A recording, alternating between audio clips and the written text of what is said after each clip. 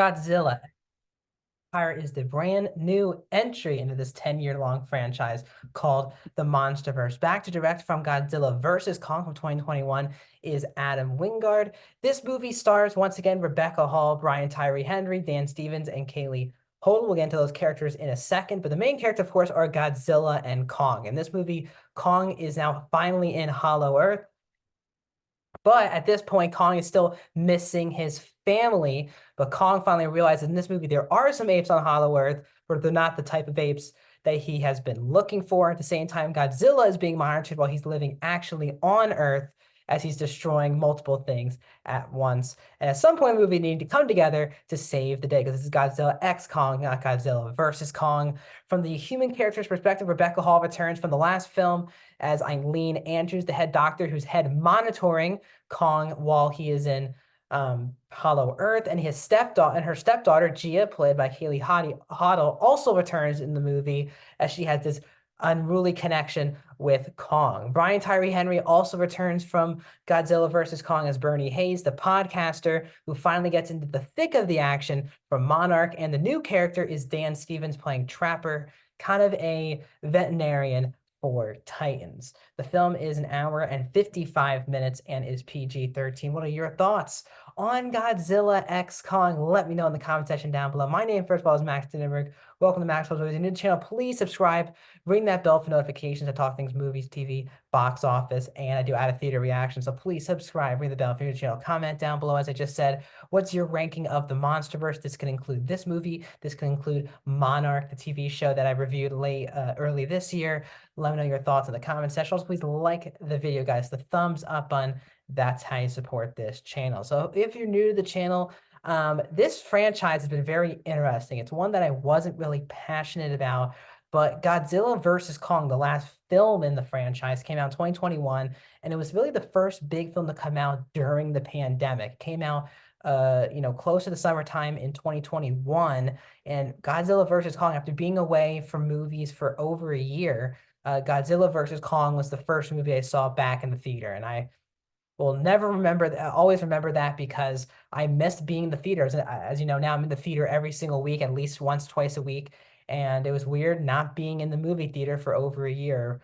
But then I watched that, and then Monarch I really enjoyed. So I got myself really wrapped into the Monsterverse over the last couple of years.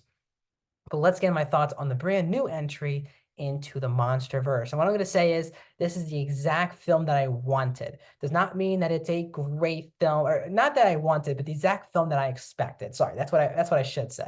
I wanted a great movie. Maybe we could get out of this franchise, but what we expected is this movie is a big, dumb, fun movie, and there is some stupidity. There's some logic leaps. There are conveniences, but the movie is just tons of fun. There's a couple just really fun. The first action scene that Kong has with other apes was hilarious. My whole theater was dying in a good way. I was hysterically laughing during this one action scene.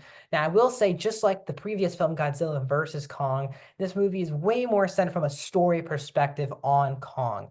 Godzilla's in the movie for sure, but once again, he feels more in the background because Kong feels like the actual main character of the film. I think it's the biggest improvement for the franchise moving forward, I believe, is that this movie really is just four main human characters. Now, there are a lot of humans in the movie, but they don't have consequences to the actual plot lines. I think the problem with the Monsterverse films has been there have been so many, again, great ensembles that they get for these movies, but you couldn't care less about the human characters, especially in all the other films leading into this one. Well, yes, not all these human characters in this film are that fascinating or interesting at all.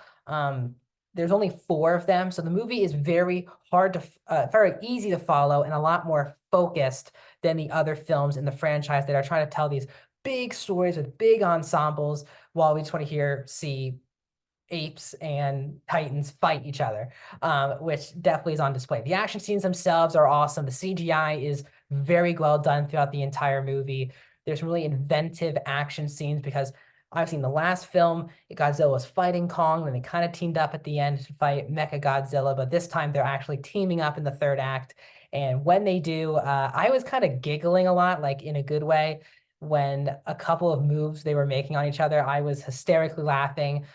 This movie just is tons of fun. The movie is close to 2 hours, but it just flies right by. From the human character perspective, though, I think Brian Tyree Henry and Dan Stevens are two clear standouts. They're both the comedy of the movie. They have a bit together that goes throughout the entire movie that I really enjoyed. I've been following the channel as well. I'm a massive fan of Brian Tyree Henry. I'm kind of sad that he hasn't just broken out like the other members of Atlanta have majorly, but he is excellent in this movie. He's the funniest human character in the film.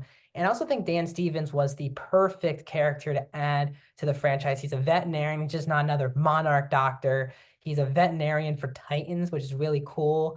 And the things that he creates in this movie are very interesting. Now, on the other end from the human characters, I don't think Aline or Gia are that interesting. Now, Gia becomes one of the, is probably the main character of the human characters. And there was a point where I was enjoying Gia's character, but I think in the third act, the way they use her doesn't make any sense how she can do particular things. And then I love Rebecca Hall. She might be the best actor in this entire, probably is the best actor in this entire film, but she at times just feels like she's just talking to the audience so no one's confused what's going on throughout the entire movie. Every time that something needs to be explained, every time something we're meeting new a new culture and there's writings on the wall, she'll explain it to us. She felt more like a narrator than an actual physical character in this film who had a storyline. They tried to set her up with some like maybe some romantic history with Dan Stevens' character. Didn't really do anything with that. The stepdaughter mom relationship, it's like touched on, but not really, again, delved into, I think, enough. And then her rest of her dialogue is just telling the audience on screen what's going on, the history of characters. And I felt bad because it's just it's a waste of a character in my opinion, who's supposed to be the lead character of this film. Hall's good in the movie, but she just feels like, again, she's talking to the audience more to even the characters in the film. Once again, just like the other MonsterVerse film, there's another stupid PowerPoint thing that happens halfway really towards the end of the first act. And I was like, this is ridiculous how they have this many information on this thing so quickly. And the consequences of the damage that happens in this movie due to Godzilla and Kong teaming up, there's none actually. And I think that uh, really pulls the reality out of the film. I think we don't need, it to be depressing. It's a fun movie, but every time when you think of what happens in the third act of the movie and how they don't even mention what happens to this place where they fight, it's kind of mind-boggling. But still, there's not a lot of thoughts to say. I enjoyed Godzilla X Kong. I think it's right into the franchise, right alongside the last film, Godzilla versus Kong. I have fun with it. I like this franchise. I wish the human characters were delved on better. We're 10 years in, and they really haven't nailed the human characters for me other than the TV show Monarch. But overall, I'm going to give Godzilla X Kong a 3.5 out of 5, 65% for the newest entry into the MonsterVerse. What are your thoughts on this film? Let me know in the comment section. I'll see you guys soon.